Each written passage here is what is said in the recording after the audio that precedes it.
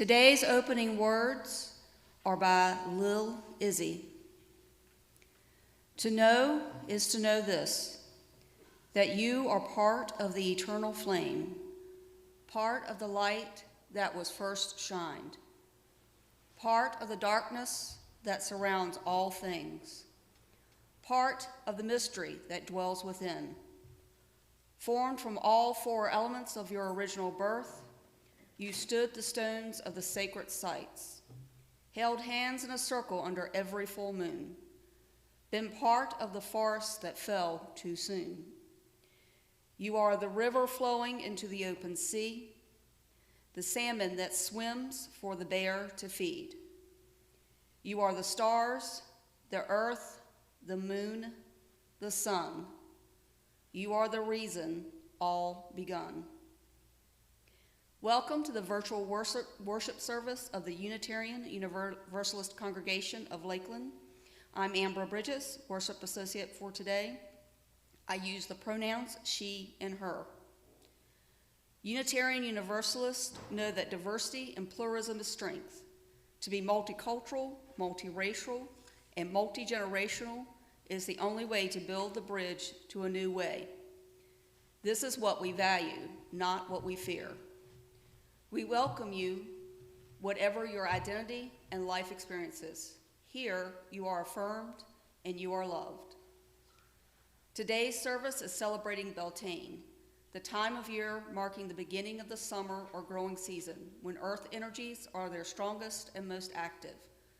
The word originates from the Celtic god Bel, meaning the bright one, and Teen, meaning fire. Together, they form bright fire or goodly fire.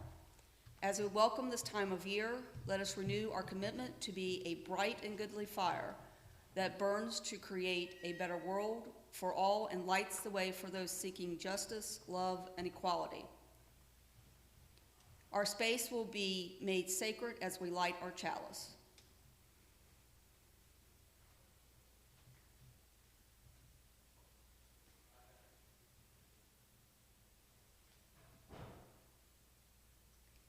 Today's chalice lighting was written by Allison Ehrman. May this flame find us all young. May this flame find us all playful. May this flame find us all curious.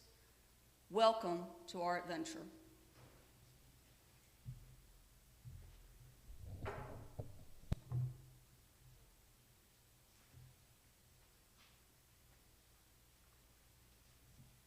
Century music?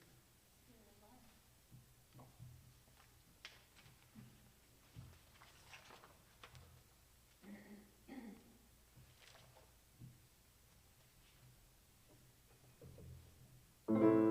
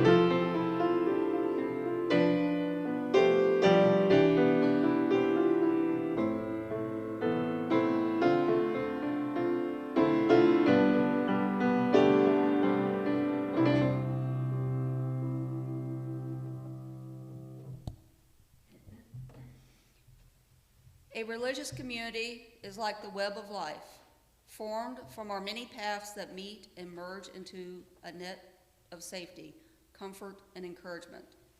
As members and friends of this religious community, we share our time and energy, our creativity, imagination, our vision, our talents, skills, and gifts. But this community also depends on our shared financial support that makes real our shared values and vision. We will now receive an offering for the support of this religious community and its works in the world.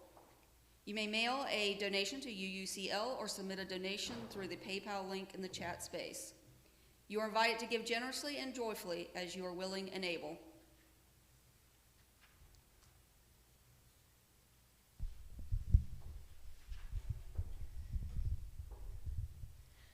Good morning. Can you all hear me? Okay, good. Before we play our music, I just want to take a moment of collective silence to hold each other in love and care. And I'd just like to lift up the struggles of a couple of our community members. Glenda Littlehale went to the doctor the other day and they discovered an aneurysm near a valve that they had to put in her heart, and so she is working with the doctors to figure out how to move forward with that and to discover whether or not that's going to require surgery. So she asks for everybody's love and prayers and hugs from a distance. I'd also like to mention Sandy and Bob Persons, who left us last spring to go back north permanently, so they thought. They sold their house down here in Florida and went to Michigan, and turns out Bob had a stroke this winter, and he is recovering, but they're finding Michigan winters to not be so great for Bob to get around in. So she sent me an email the other day and said that they'll be coming down back to Florida for the winters. So that's one of those not so great, but great things for us to look forward to. So just want to take a moment to breathe, to clear out our judgment of one another, to center ourselves in love for one another, and to just listen to Adam play some gentle music as we do our breathing.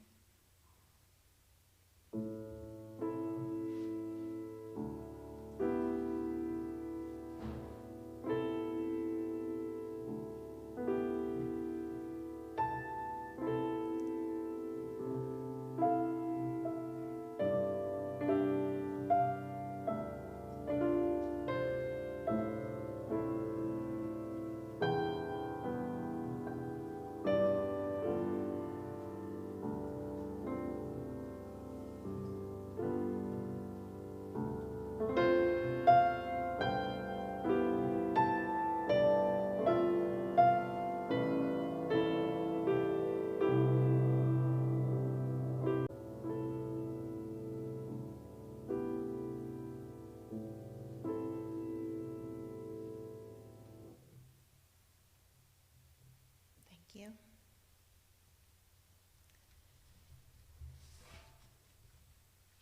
I have a story today. It's called After the Fall. And as much as I love reading to grown-ups, I'm so happy to say that there's a baby in the sanctuary today.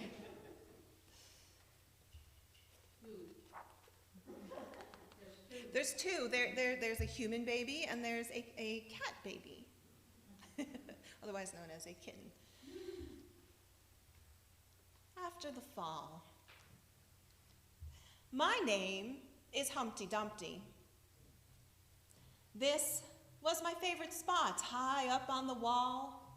I know, it's an odd place for an egg to be, but I loved being close to the birds. Then one day, I fell.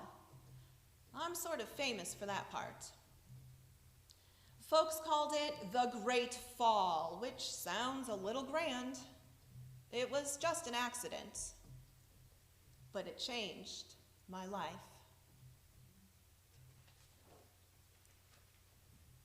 Fortunately, all the king's men managed to put me back together. Well, most of me. There were some parts that couldn't be healed with bandages and glue.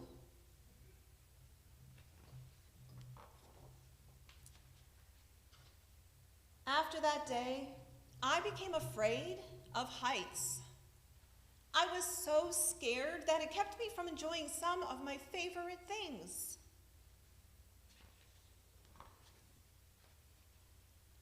I walked past the wall every day, and I would think about climbing that ladder again.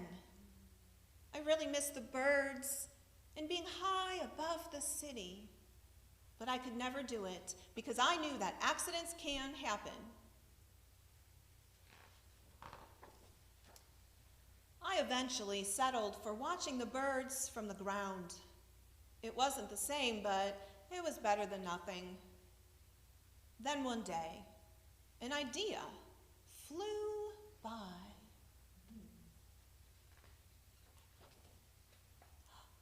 Making planes was harder than I thought. It was easy to get cuts and scratches. But day after day, I kept trying and trying until I got it just right.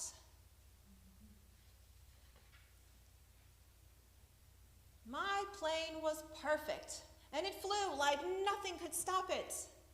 I hadn't felt that happy in a long time. It wasn't the same as being up in the sky with the birds, but it was close enough. Unfortunately, accidents happen. They always do.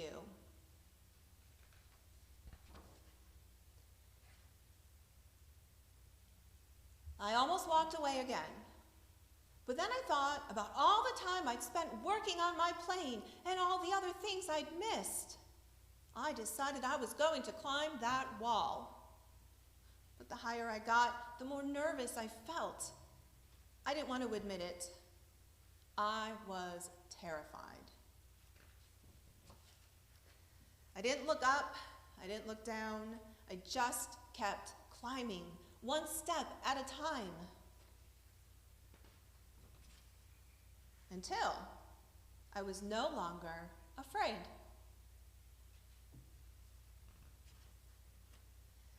Maybe now you won't think of me as that egg who was famous for falling. Hopefully, you'll remember me as the egg who got back up.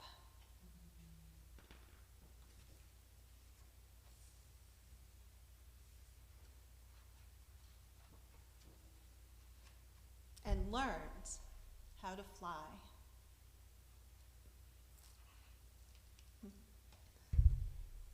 The end.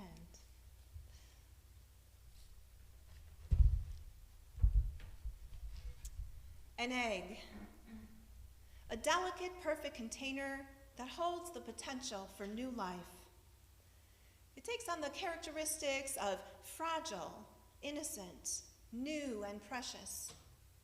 When Humpty sat up on his wall, enjoying life and playing around, he didn't realize the dangers of being so high up on that wall. He didn't realize how precarious and risky of a situation he was in because life was good. He was really enjoying being chill, watching the birds fly freely through the sky. He didn't realize that life, his life, was in danger.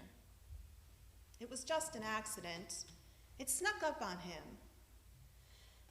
Life is full of little and not so little accidents, mistakes, and lack of foresight. Often, they just sneak in. It's all definitely a part of the human experience. But the important thing to remember is that those things do not define us. It is what we do with our mistakes that make us who we are. If we see our mistakes as a failure, we may just stay stuck like Humpty on the floor, feeling sad and afraid.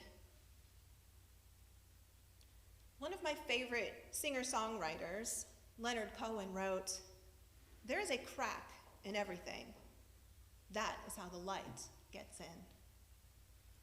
Well, those cracks in the egg must have let some light in for Humpty as he was laying on the floor, because it seems that new ideas were conceived in this seemingly fertile ground where Humpty lay all sad and beat up. I spent some time laying around like Humpty this week, feeling pretty bad. Those voices in my head, the ones that try to sabotage me, we all have them. They just show up in different ways. Were trying to tell me that perhaps I wasn't really so great at this leadership thing after all. I was being pretty judgmental of myself. And for the sake of everyone here, whether you were here at last week's meeting or not, I'm referring to feeling bad after what I'm just going to call the meeting. You've all had experience at something called the meeting, I'm sure, right? And how often do the meetings actually get talked about afterwards? Not in a gossipy way, but in a head-on, let's work on ourselves way. Why address it? Why not just move on from our mistakes? Because we cannot move on in a spiritually whole way until we reconcile with ourselves. To err is human. To mend and create from these errors is divine love. As many of you may have, I had a lot of feelings to work through after the meeting. And I'm really grateful to everyone I talked to this week. Like all the king's men, or maybe rather all the queen's folks, you all helped put me back together again. And hopefully, I helped you too. That feels like a community that connects, loves, and transforms. Well, while I was down and broken, I'm sure the light got into those cracks because soon I could feel the fertile ground underneath me again. And as it so happens, that's what this time of year, the beginning of May Day, mid-spring, or Beltane in pagan traditions is all about. Fertility, conception, life. Think flowers and maypoles and the goddess meets the god, but I'm talking about creating ideas and possibilities, and not babies. And the amazing thing was, I could see even more possibilities that we could create than ever before. The divine energies were coming to life. Now, before I move into possibilities, I want to be sure that I don't skip a necessary step, especially as your leader, and that's accountability. Even though I landed in a future forward, positive spot after the meeting, it does not take away the hurt that was experienced at last week's meeting, and by no means do I believe that hurting each other is a necessary means to creation, especially when it's due to the majority of us as white people not having the foresight to check our whiteness. So I want to account for my role in it and to be accountable for making changes. I could have done a better job for laying the groundwork about what we were voting for, especially and most importantly, the 8th principle, which deals with the very important issue of being anti-racist. And I could have pushed the UUCL leadership team to get the packet out sooner to all of you. I should have been more thoughtful about how our UUCL culture, historically majority white, has previously operated and shown up at meetings, even if we haven't seen any major conflict in almost 3 years, because we have overall transformed into a more loving and trusting community. Amen.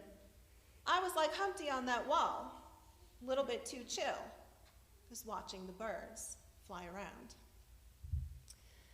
I know that much of my mistake is wrapped up in my propensity to procrastinate, although I'm certainly going to share the blame with pandemic times and say these times make proper communication difficult. Much of my work is self-directed, and I need to do a better job planning and making myself deadlines. I will do a better job moving forward, and I do humbly ask for your patience, because lifelong habits really don't disappear overnight. So once I figured out what I needed to be accountable for and what I needed to improve on, I stopped judging myself so harshly, because it brought into focus not only what I did wrong, but also what wasn't so bad. And then, what timing once again here during Beltane. In my Tools for Administration class, my professor assigned us a video to watch. In it, neuroscientist Shirzad Sharmin, previously the CEO of the biggest coach training organization in the world, who has trained faculty at Stanford and Yale Business School and hundreds of CEOs and their teams, he was giving a TED Talk. Sharmin has uncovered what I would call spiritually whole ways to help people and teams thrive. First, he says he's awesome and so is everyone else. So I want you to go ahead and say it. Say, I'm awesome. I'm awesome. Cool. He says that once we stop listening to our saboteurs, the voices inside of our heads that think so negatively, we can begin to hear the sage inside of us. Our sage, he explains simply, is our beautiful true self, and this sage has 5 superpowers. The first great sage power calls upon us to have some empathy for ourselves and for others as fallible humans. We can all fall off the wall like Humpty, and to know this and empathize with this can help us stay positive and energized enough to get up off the ground and move forward. Humpty must have been listening to his inner sage when he decided to take one small step forward and watch the birds from the ground, holding himself with care and empathy. It's a start being on the ground, tending to ourselves, taking responsibility for our emotions and our actions, and engaging in what we love again. We always, and can only really, start with ourselves. Great selves, then, make great team members. It makes the ground fertile for the conception of new ideas. Part of what I discerned this week after the meeting that felt like a fall from the wall is that we have a congregational covenant and a meeting process that don't work for who we are anymore. I knew the covenant was outdated, but it didn't hit me as to how unfitting it was until I stood up and I read it to you all. That wasn't us. I was having a hard time connecting it to our current culture. In fact, that covenant was so not us that I struggled to wrap my mind around how to keep us inside of the covenant. But yes, every outcome or circumstance can be turned into an opportunity, says my sage self. Amen.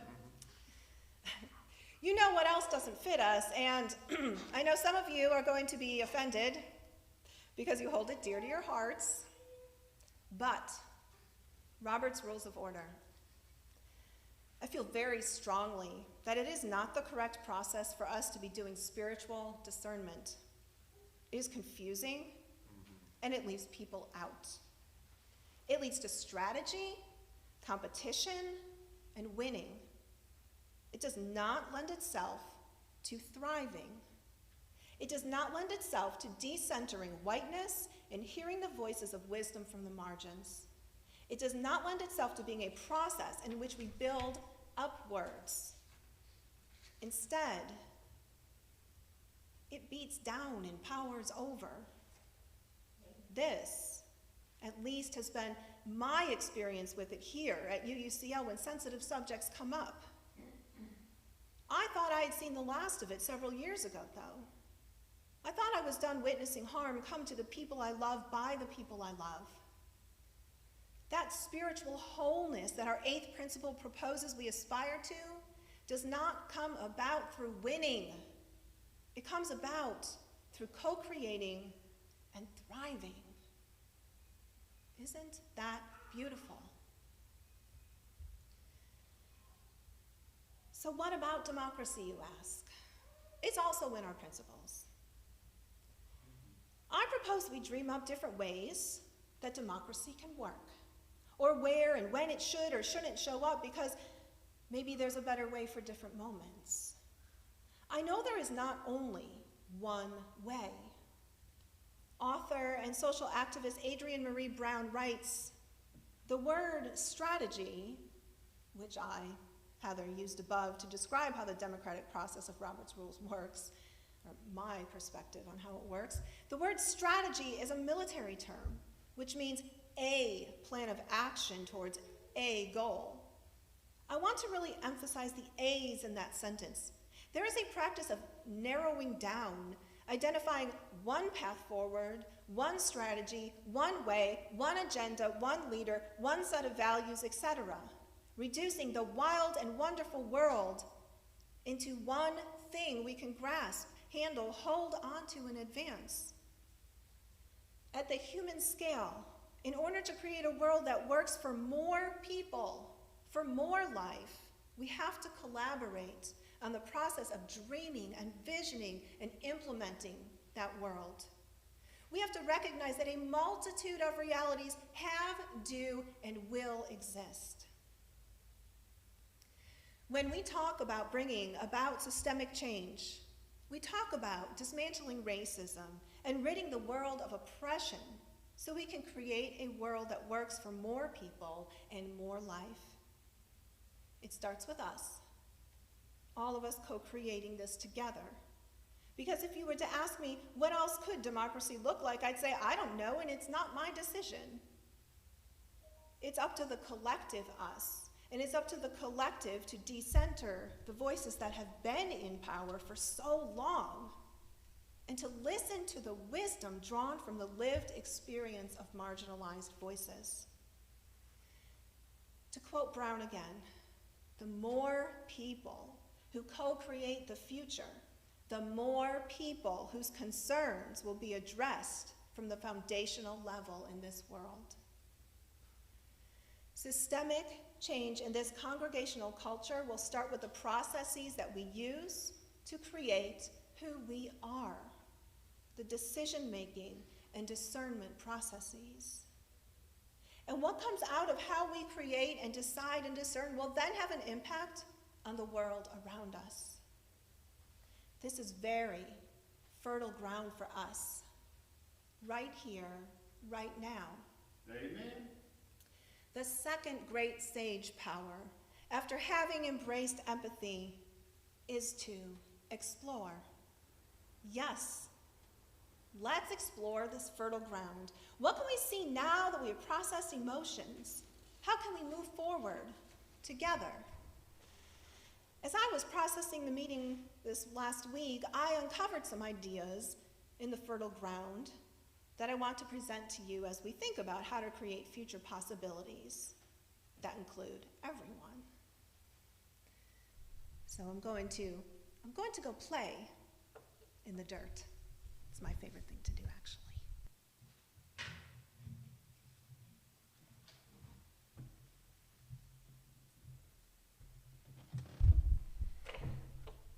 Aha, I really do have dirt in here. I really do. So as I was laying close to the ground and thinking some things, definitely came back into my memory, concepts that I thought might be useful as we create. First is this sort of an evolving meme. I've watched it grow on Facebook. Let's see, I think they've got the picture. They'll put it up. But it shows 4 spaces here. It shows reality. Reality. One gets more than is needed while the other gets less than is needed. Thus, a huge disparity is created. That seems to be the place where the only thing is, they don't have any boots. And they have many, many barriers to conquer. And then there's equality. Equality, where everyone's standing on the same size box, but yet some still can't see over the fence. Equality is the assumption that everyone benefits from the same supports. This is considered to be equal treatment. But yet, not everyone's voice is being heard. And then there's equity, where everyone gets the support they need.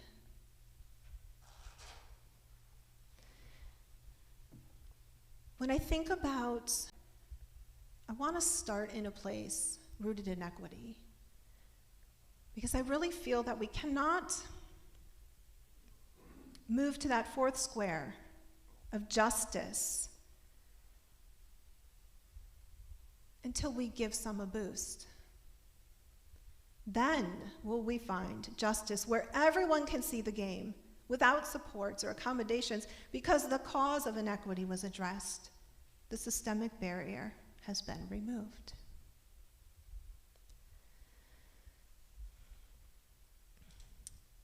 Our next thought.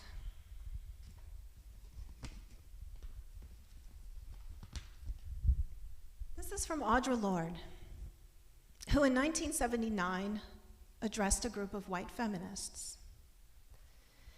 White feminism has a history of leaving out black women.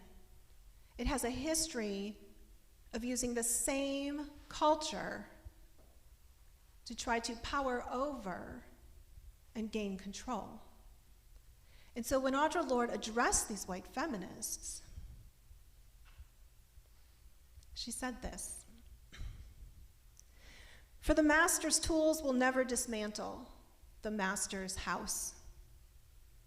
They may allow us to temporarily beat him at his own game, but they will never enable us to bring about genuine change. Racism and homophobia place in time." So what are these tools that she mentions?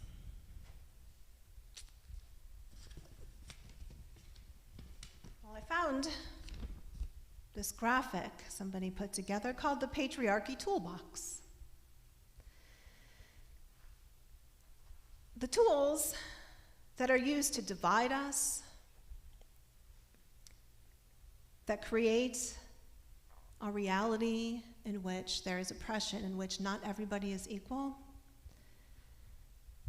Those tools are encouraging competition and divisiveness between women. And we can extend that to say between all people. Keeping women quiet. I know about that. Devaluing men's ability to nurture. Equating masculinity with aggression, earnings, physical strength, and dominance. Ignoring sensitive and quiet men. And criticizing opinionated and loud women.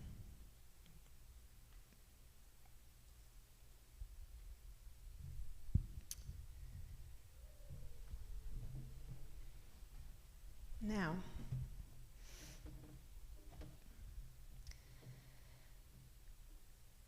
to innovate. To innovate is the third great sage power. Humpty invoked this power when he designed his flying paper plane. He struggled for a while because new ideas and new ways of being aren't always birthed easily. It's a process, and it's one that I'm going to invite all of you into now. So after I came across the Patriarchy Toolbox, I looked for something else, and I didn't find it. I'll admit to looking for a Matriarchy Toolbox, but it wasn't there. So after last week's worship service, I got some really great feedback about the ways in which we were able to connect. There was one idea we didn't have time for, so I've kind of resculpted it to fit in today's worship. So let me start with the question that will be addressed in this interactivity that's coming up. What should be in our new toolbox? What should we even call this toolbox? So we're going to put you into breakout rooms to create new ideas together. This can be fun. Remember, our mission statement is connection plus love equals transformation. So we're going to take 1 minute to think of our own ideas before we go into these groups to talk. You can just jot down whatever comes to mind about what tools you would use to dismantle an oppressive system and build something that is inclusive of everyone. You might want to get a pen and a paper. And my friends in the sanctuary will get there. So while you're thinking, Adam's going to play some thinking music, and then Brandon will put you into rooms for, let's say, about 5 minutes. Adam will play for 1 minute. Yes.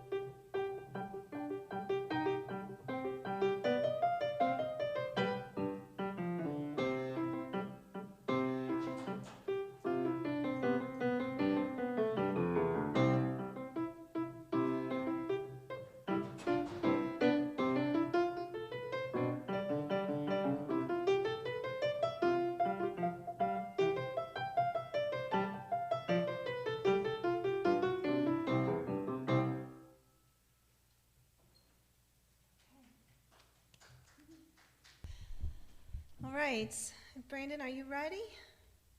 Okay, so you're going to be taken into a breakout room, and then we will bring you out of the breakout room. If you're here in the sanctuary, hold up just a sec. I'll get these. You're good? Okay. Obviously, we have to be safely distanced. You can talk to your family members. You can write down ideas yourself. Petra, I think we have, there's some paper, there's some pencils back there. And, you can chat for about 5 minutes, come up with new tools, to use the metaphor.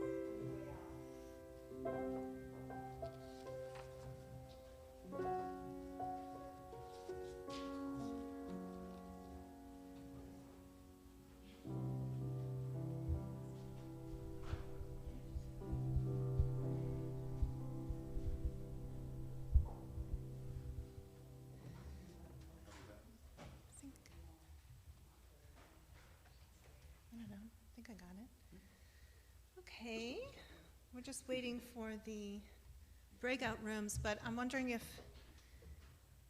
we are short on time, but I heard something up in this corner that I want to lift up. Fran, are you willing to speak once people here? Oh, here we go. So what I really want is for y'all to write these things down, flesh them out a little bit, and keep them until we figure out how to submit them, how to meet and go over them. We don't have enough time today, but I would like for Francesca to come up and I'm coming up? share. Yes, please. Okay. Is that okay? Yes. Okay. Can you just repeat the question, just so I make sure I'm framing this in language that makes sense? Sure. Tools. What new tools could we use? What new tools could we use to move forward?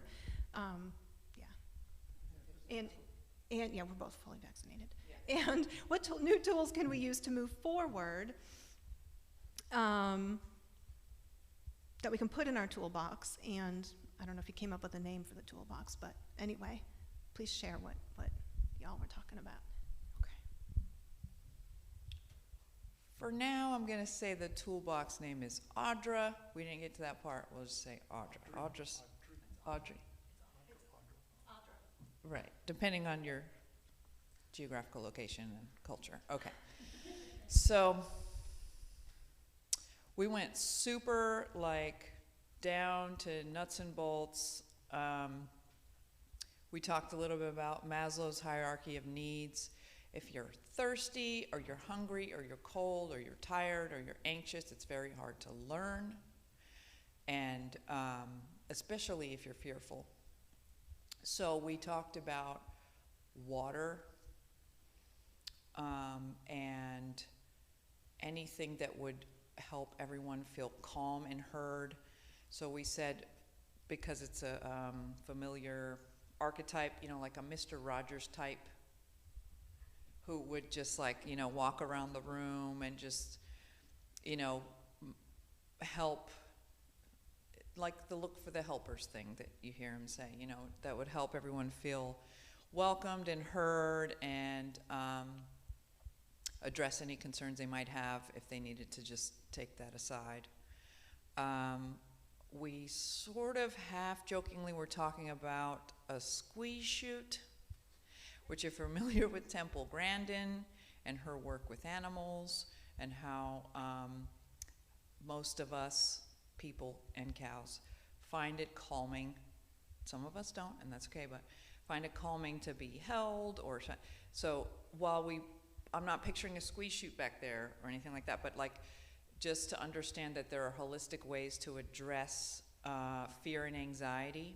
And again, coming back to the point that you can't learn if you're afraid or be open and feel like you're being heard. Am I leaving anything out? Is that good? Yeah, okay. Thank you, Francesca. I really appreciate that, and I appreciated water as a tool, especially from a Taoist perspective. The way that it flows, which, at some time I'm not going to give Adam the mic because you'll be hearing about water and Taoism for the next half an hour, so... But something to put out there and to research and to think about. I really love that. Fantastic. So let us take a moment to absorb this wild and wonderful world. Like Mother Nature and her vast diversity of species and ecosystems, so are our experiences and ideas. We can only sing of life when we embrace this diversity. So let us celebrate with song and dance.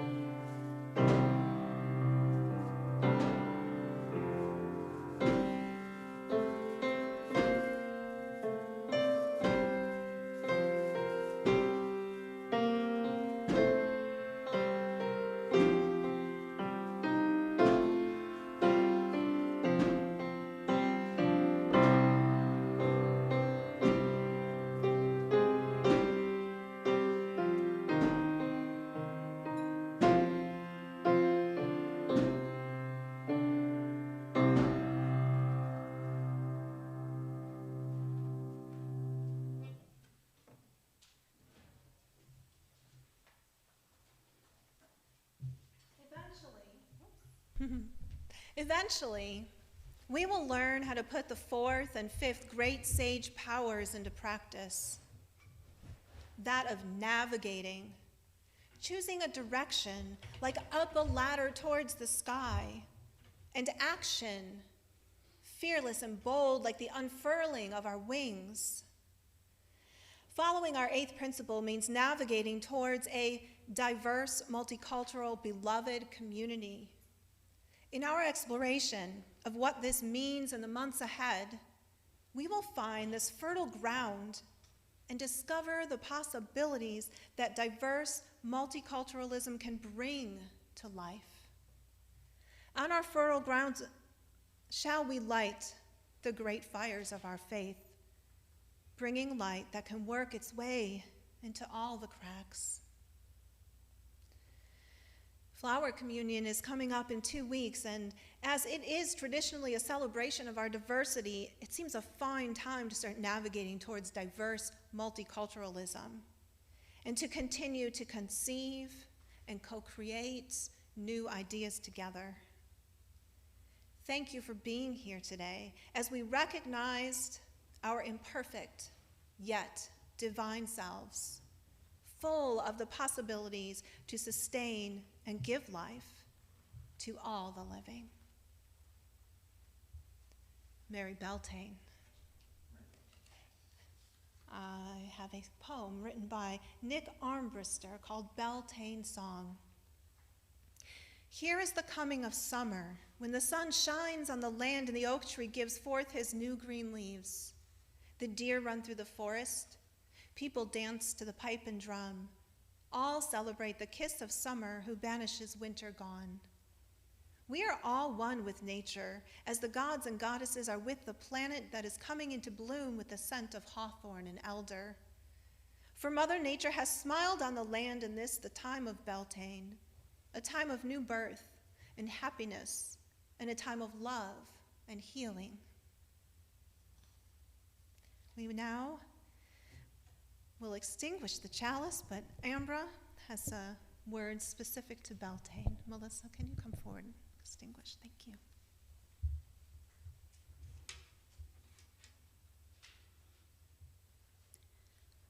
The fire is gone, but it was merely an illusion.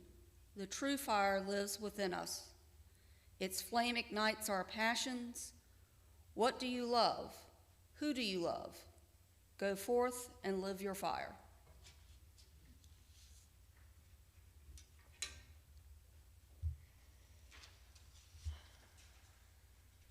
Thank you, Ambra.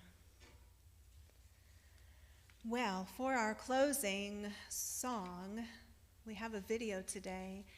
As you may be aware, we've been doing something called Love Shenanigans, which is a great way to co-create and have fun, to spread joy, to spread love. We had some fun with this one. It came out of the creative and production meeting when we all threw our ideas in there, and then we said, all right, let's see what we can do. So I haven't seen the final product, but Adam says I'm gonna like it. I'm sure. So hit it.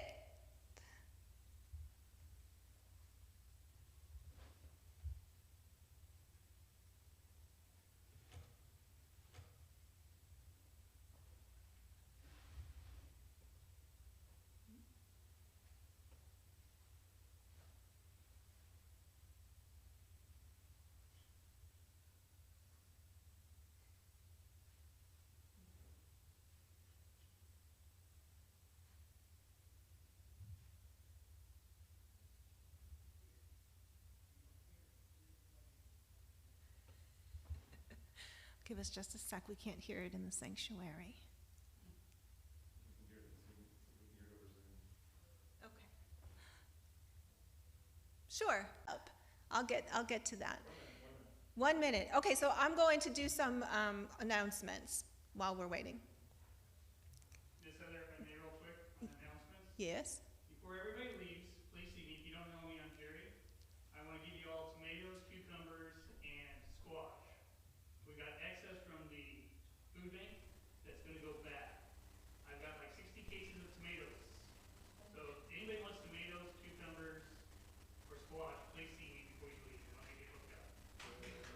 Thank you, Jerry.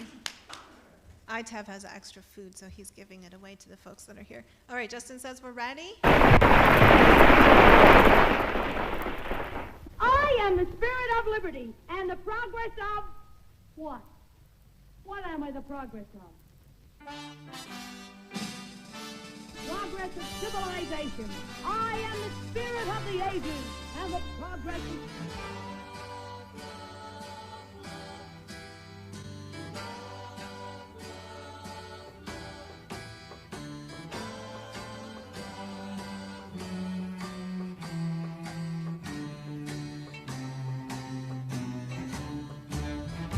Nothing you can do that can't be done.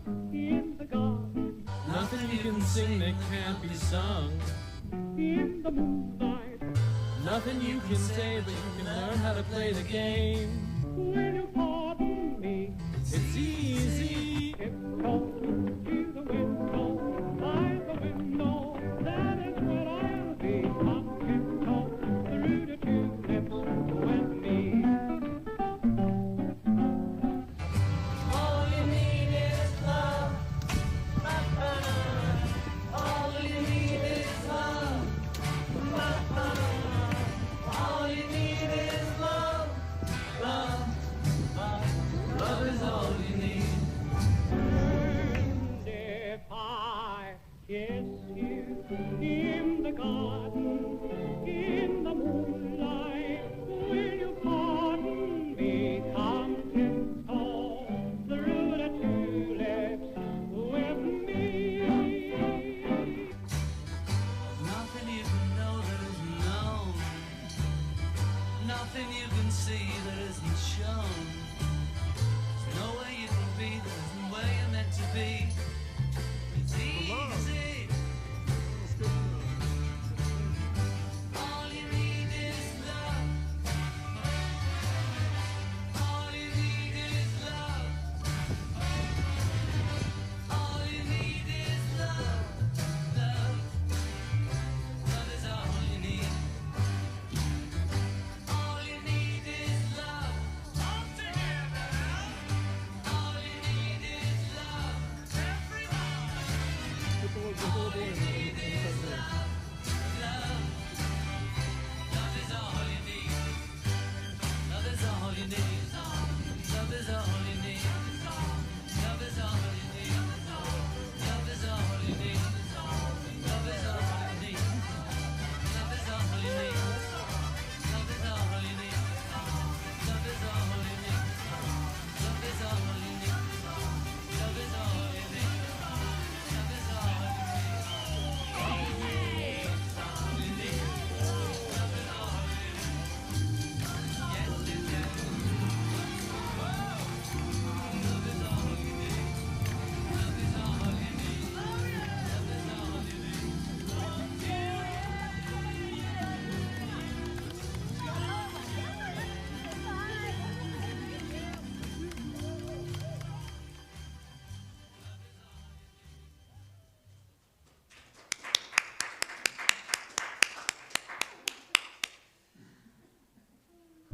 Thank you, Adam. That was, we wanted to use the song Tiptoe Through the Tulips and Love Is All You Need. It's a first mashup. All right.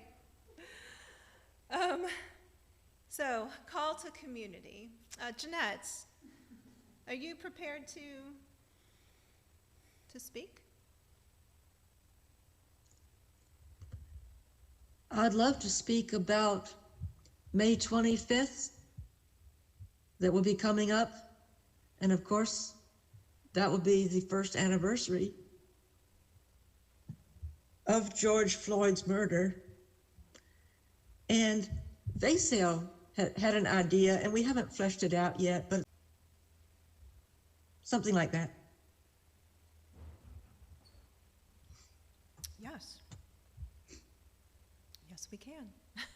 So come to the Tuesday Coffee Clatch, and we will brainstorm some more ideas. This Wednesday, there's a worship committee meeting at 5 o'clock, And then Thursday is the creative and production team at 6:30. Those are on Zoom. And that's where we come up with ideas for worship services and love shenanigans and the like. So if you want to be a part of it, please join us. Next week is Mother's Day, and Gal Rushford will be delivering our Mother's Day service. Gal, you live out in Haines City. And so mostly I've met Gal over Zoom or sometimes in the morning doing ITAV, but got to talking with Gal at the Bird Walk and found out that she actually is a worship leader up in her little church in Vermont and was going to be delivering a Mother's Day service up there, and so I invited her to do it here. I love to make the pulpit sort of a pool of shared meaning, so I'm happy to have Gal next week. The week after that, then we'll be doing flower communion. We are thinking of how we can do such a thing, so please be on the lookout for what we're going to ask you to do to participate in our annual flower communion. And the board is discussing, every month we try to take a step forward in trying to figure out how to be together as people are getting vaccinated. We are still doing small groups outside, and we're trying to come up with different ways to be together, so please feel free to reach out to me. And I would like to start some book groups over the summer, give me time to finish the semester up and take a break, but I would like to do the How to Be an Anti-Racist book by Kendi and the Me and White Supremacy by Layla F. Saad. I'd like to do those in book groups, and so please let me know if you're interested so that I can set up some times to do this. I'm flexible, so I want to make sure that it works for all of you. Let's see. Yep, give me just a second to finish up what I've got. Melissa has an announcement from It Takes a Village Food Pantry. She says, here's an easy way to lend a hand. There is a big stack of cardboard behind the shed that needs to get flattened and carried home to put in recycle bins. We routinely fill the bins here and can't fit it all in. Flattening the rest of the boxes would also be helpful, and it can be left back there. So that's from Melissa. Melissa, who is actually doing outside RE today with the kiddos. Yay! Okay, so that's what I have. Kino would like to announce something, so I'm going to hand the mic over to him, and thank y'all. Here, I'm gonna put you down here, Kino. Okay.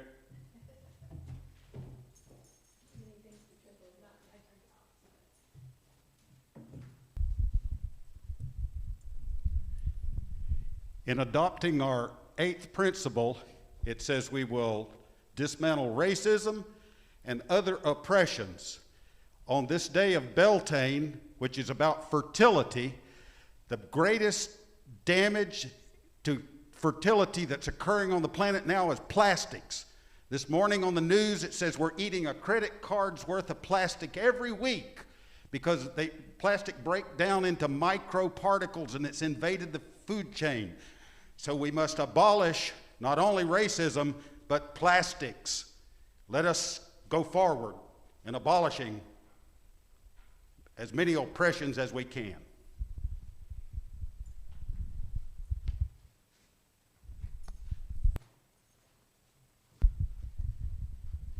All right, thank you, Kino, for keeping that short and succinct.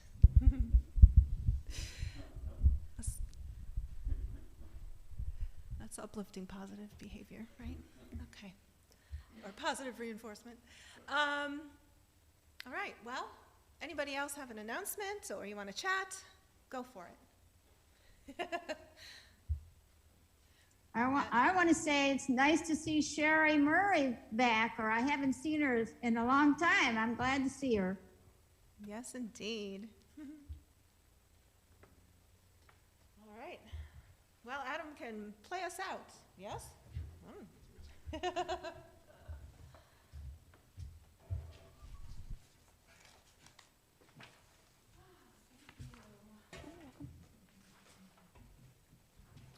think I was a little loud.